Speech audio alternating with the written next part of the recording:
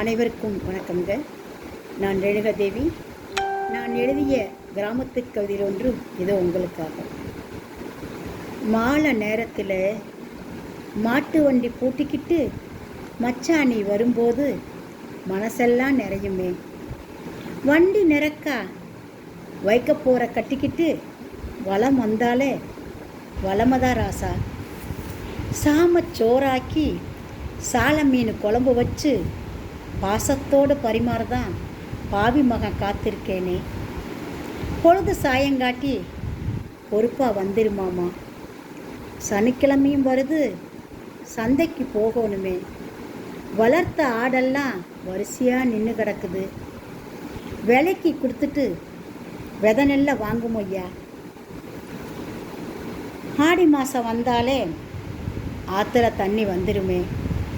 விதை விதைச்சு வெள்ளாமையை பெருக்கி வளமாகத்தான் வாழ்வோமே. நன்றிங்க.